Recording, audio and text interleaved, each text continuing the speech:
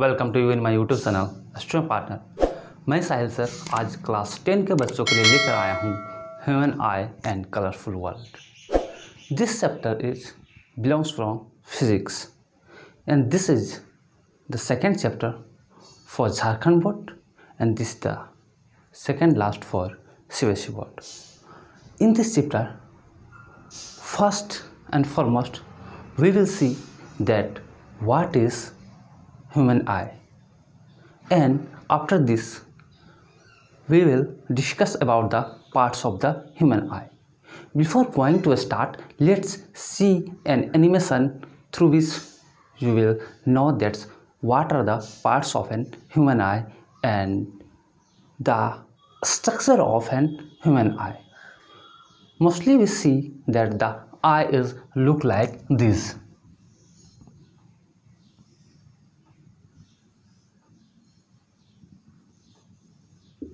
But this is not the actual shapes of eye. चलिए आज हम देखते हैं आई की कुछ parts. This is the front parts of the human I.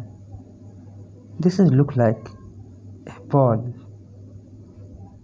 on the left or right side.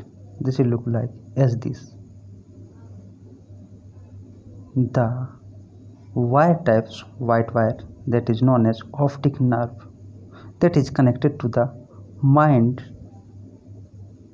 and after this we will see that the topmost part of the eye.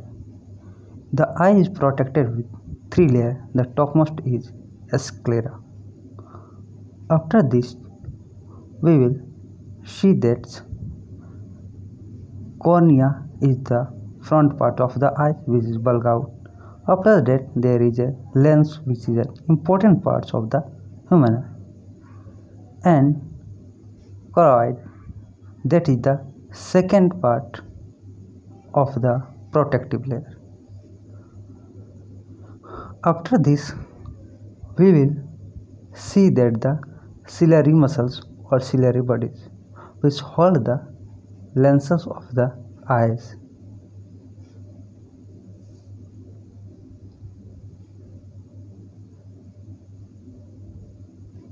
After that, the iris is the colorful parts of the eyes look like black and brown, and in the middle of the eyes is pupil. This is the retina where the image is formed, and the place is optic nerve where the image signals are going to the mind. In the retina there is a lots of rod and cones types of cells. These are light sensitive cells. After this, there is a aqueous humor between lens and the cornea.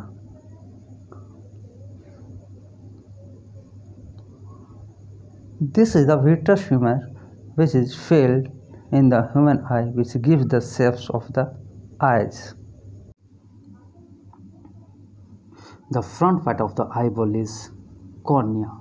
This is the outer part, and behind this cornea there is iris which is a colorful. In the middle of the iris is pupil. The pupil expand in low light and contract in bright light or high intensity of light. आशा करता हूँ कि आपने वो video देखा। उस video को देखने के बाद आपको समझ में आ गया होगा कि ये जो ह्यूमन आई है उसका स्ट्रक्चर रियल में कैसा है।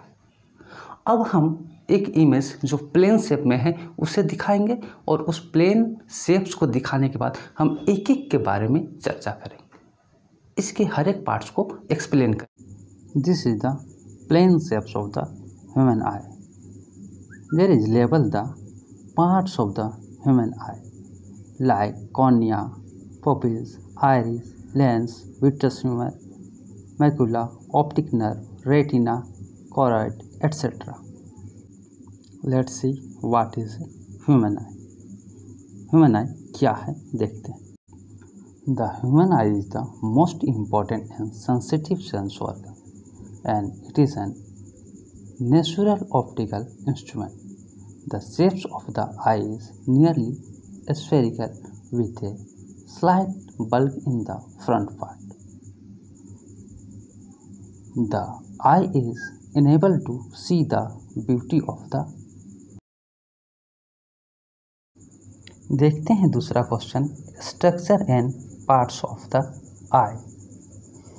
The I is nearly spherical in shapes and there are various parts of the human eye like cornea, sclera, iris, pupil, lens, vitreous humor, aqueous humor, ciliary muscles and retina, etc. These are the important parts of the human eye.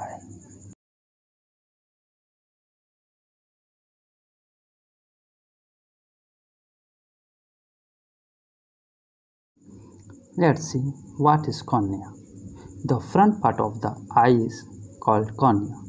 It is made up of transparent substance and it is bulging outward. The outer surface of cornea is bulb which is convex in shape. The light coming from the objects enter in the eye through the cornea. Means cornea हमारे आँख का सबसे front part यानी आगे का parts होता है जो बाहर की ओर उभरा हुआ होता है, जो शेप्स में कन्वेक्स की तरह होता है. जब लाइट आँखों पर पड़ती है तो इसी कॉर्निया से होते हुए हमारी आँखों में प्रवेश करती है. Let's see sclera. Sclera is the most outer eye protective parts. यानी स्क्लेरा हमारी आँखों की सबसे ऊपरी भाग होती है जो हमारी आँखों को किसी भी तरह का क्षति होने से बचाती है. In these parts, the upper layer of this eye is known as sclera. Like this part, this is the upper layer. This is known as sclera, which is a protective layer. चलिए अब चर्चा करते हैं iris और pupil पर. इन दोनों का relation बहुत ही ज़्यादा है. ये आइरिस और पुपिल के वजह से ही जब हम बाहर से आते हैं और किसी रूम में प्रवेश करते हैं तो वो रूम पूरा अंधेरा दिखाई देता है. इसी आइरिस और पुपिल के कारण आउल यानी उल्लू रात में देख पाता है लेकिन दिन में आंखें बंद रखता है. आखिर क्यों? तो ये आइरिस और पुपिल, ये आइरिस मिडिल में है, ये जो ब्लैक वाला पार्ट है पूरा ये आइरिस है और इस आइरिस के बीचों बीच में आप देख रहे हैं ये है पुपिल. ये पुपिल क्या होता है कि जब इस पर बहुत ज़्यादा लाइट पड़ता है, हाई लाइट पड़ता है ना, लाइट का इंटेंसिटी ज़्यादा होता है, तब ये पुपिल छोटा हो जाता है, स्मॉल हो जाता है और छोटा हो जाने के कारण ये कम लाइट को आँख में भेजता है. अगर एक ही बार ज़्यादा लाइट को भेजेगा तो हमारा आँख जो है का वर्क नहीं कर पाएगा, बहुत ज़्यादा लाइट हो जाएगा, है ना. जैसे हम लोग ब्राइट लाइट में देखते हैं, एलईडी बल्ब को आप अचानक देख लेते हैं या सन को देखते हैं तो उसके बाद आपको कुछ दिखाई नहीं देता कुछ देर तक. तो ये उसका फीचर है कि पुपिल क्या करता है, पुपिल एकदम छोटा हो जाता है ना, कॉन्ट्रैक्ट हो जाता है ब्राइट लाइट में. इसीलिए जब हम लोग धूप में रहते हैं बाहर तो वो एकदम छोटा हो जाता है और अचानक जब हम अंदर आते हैं अपने रूम में तो इसे छोटा होने से कम लाइट वहाँ इंटर करता है आँख में. तो हमें जब हम अंधेरा रूम में आते हैं तो यहाँ पर लो लाइट होता है. अब लो लाइट में क्या होता है कि वो पुपिल एक्सपेंड करने लगता है.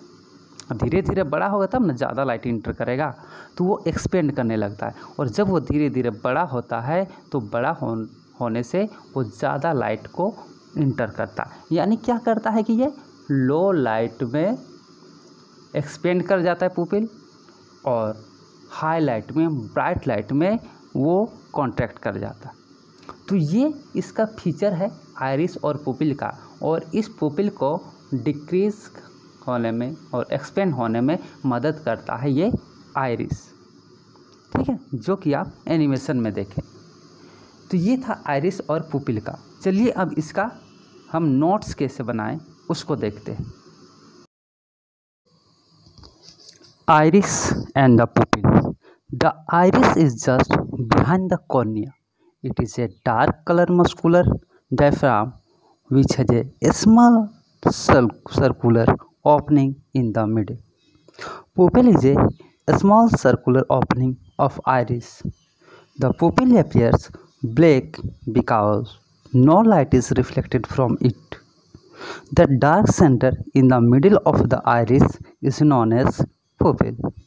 The pupil determines how much light is let in the eyes.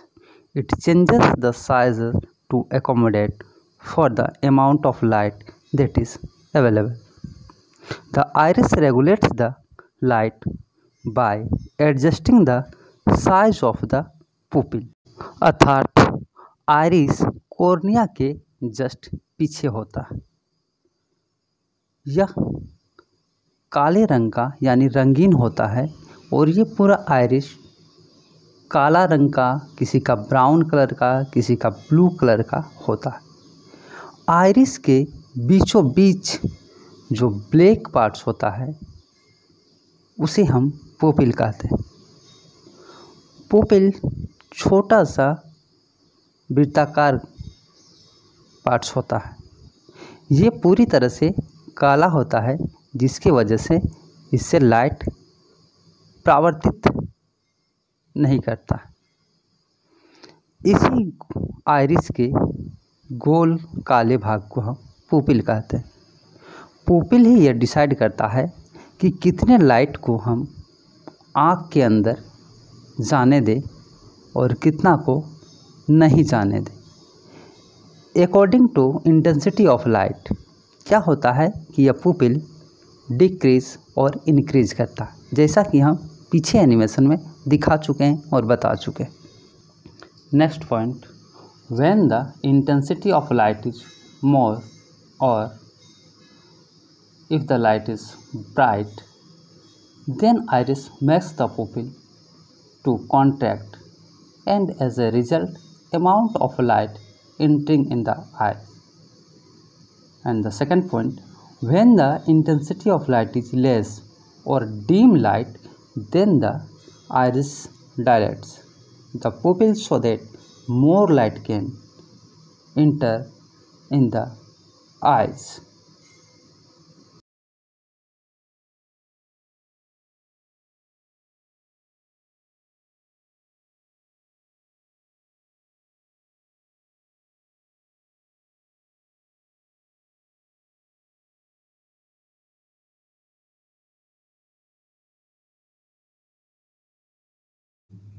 चलिए चर्चा करते हैं सिलियरी मसल्स पर। ये सिलियरी मसल्स लेंस को होल्ड करके रखता है और ये सिलियरी मसल्स ही लेंस के फोकल लेंथ को छोटा या बड़ा करता है। जैसे हमें दूर के चीज़ को देखना हो तो सिलियरी मसल्स नॉर्मल रहता है और लेंस पतला हो जाता है, और जब हमें सामने की चीज़ को देखना हो तो सिलियरी मसल्स कॉन्टैक्ट कर जाता है और लेंस मोटा हो जाता है, जिससे उसका फोकल लेंथ ऑटोमेटिकली एडजस्ट हो जाता है। इसी पावर को हम पावर ऑफ एकोमोडेशन कहते हैं। चलिए अब इसका नोट्स कैसे लिखें। Ciliary muscles, the ciliary muscles held the crystalline lens and which alter the focal length of the lens by changing its curvature।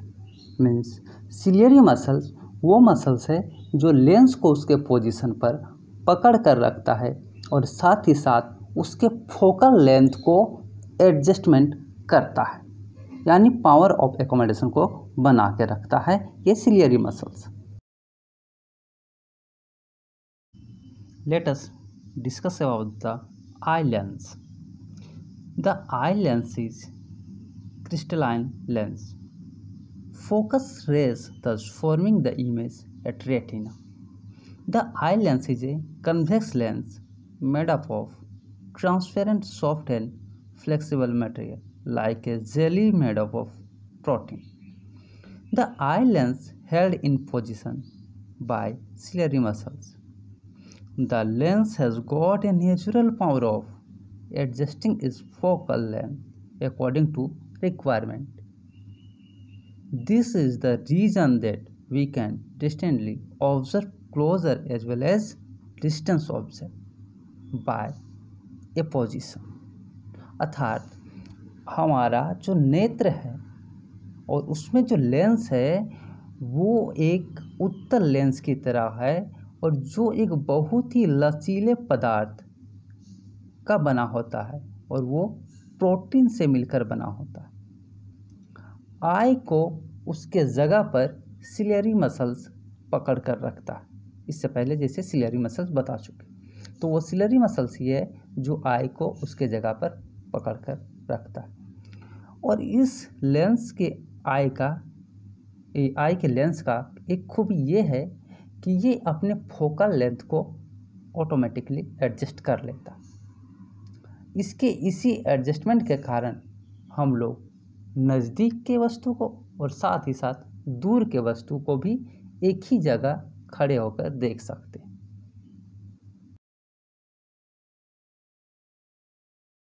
अब बात करते हैं रेटिना की। रेटिना हमारे आँख का वो एरिया होता है जहाँ पर इमेज का फॉर्मेशन होता है और इस रेटिना में लाखों की संख्या में रॉड्स और कोन्स टाइप के सेल्स पाए जाते हैं।